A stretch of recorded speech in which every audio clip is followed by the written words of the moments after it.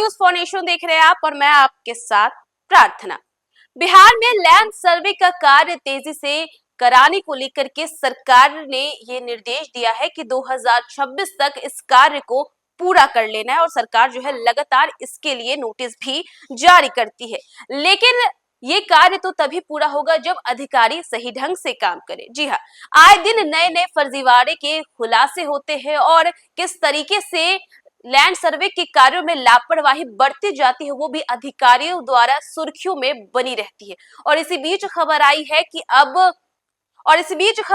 कि अब दाखिल खारिज मामले में बड़ी लापरवाही की गई है, जिसके बाद अधिकारियों पर एक्शन लिया गया है। क्या है पूरा मामला, आपको बताते हैं विस्तार से।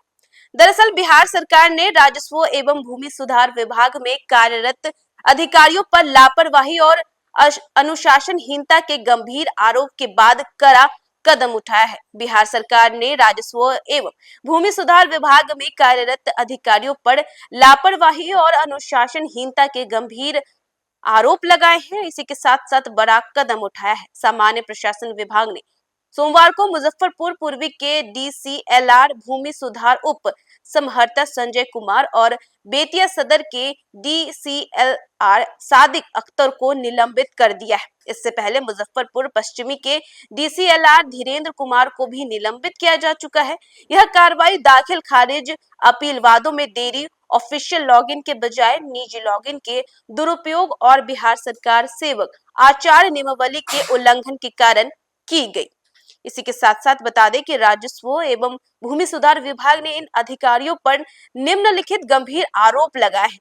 दरअसल दाखिल खारिज में देरी, बिहार भूमि दाखिल खारिज अधिनियम 2011 के तहत डीसीएलआर को अपील वादों का निपटारा 30 दिनों के भीतर करना अनिवार्य है, लेकिन संजय कुमार और सादिक अख्तर पर बड़ी संख्या में दाखिल खारिज अपील वादों को लंबित रखने का आरोप है, जिससे आम नागरिकों को परेशानी हुई है। जहां एक तरफ सरकार ये सपना देख रही है कि 2026 तक इस कार्य को पूरा कर लिया जाएगा, तो वहीं दूसरी ओर अधिकारी जो है सारी फाइलों को पेंडिंग रखे हुए हैं, जिससे नागरिकों को काफी ज्यादा परेशानी हो रही है। दोनों अधिकारियों ने ऑफिशियल लॉगिन के बजाय निजी लॉगिन का उपयोग कर कार्यालय के कार्य को निपटाया, जो पारदर्शिता नियमों का उल्लंघन करता है। उद्यतन में अनावश्यक विलंब के कारण कई शिकायतें दर्ज हुई है। मुख्य सचिव के निर्देशों की अवहेलना, बार बार चेतावनी और मुख्य सचिव के निर्देशों के बावजूद इसके कार्यों में सुधार नहीं देखा गया है। मुजफ्फरपुर के डीएम सुब्रत कुमार सेन ने इन अधिकारियों से स्पष्टीकरण मांगा था, लेकिन संतोषजनक जवाब न मिलने पर और शिकायतों के बढ़ते दबाव के बाद निलंबन की कार्रवाई की गई। सामान्य प्रशासन विभाग ने अनुशासनिक प्राधिकार के स्तर पर इन मामलों की समीक्षा की, जिसके बाद दोनों अधिकारियों को बिहार सरकारी सेवक आचार नियमावली के प्रावधानों के उल्लंघन का दोषी पाया गया।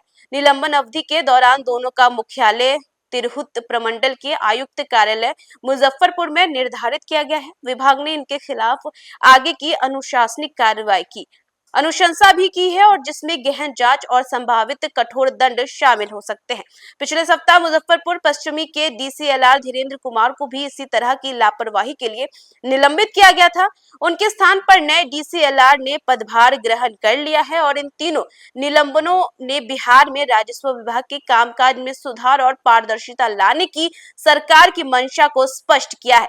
दाखिल खारिज और जमीन विवादों के निपटारे में देरी से बिहार के आम नागरिकों को भारी परेशानी का सामना करना पड़ रहा है, और बिहार भूमि पोर्टल और परिमार्जन पोर्टल के जरिए ऑनलाइन सेवकों को बढ़ावा देने के बावजूद कुछ अधिकारियों की लापरवाही के कारण प्रक्रिया में बाधा आ रही है। राजस्व एवं भूमि सुधार मंत्री संजय सरावगी ने भ्रष्टाचार के प्रति जीरो टॉलरेंस नीति की पुष्टि करते हुए कहा कि ऐसी लापरवाही बर्दाश्त नहीं की जाएगी।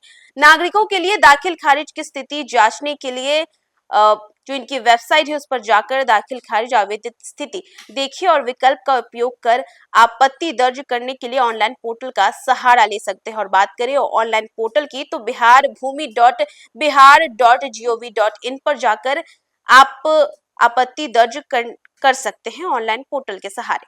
फिलहाल इस खबर में बस इतना ही। देश दुनिया की तमाम अपडेट्स के लिए देखते रहे न्यूज़ फॉर नेशन।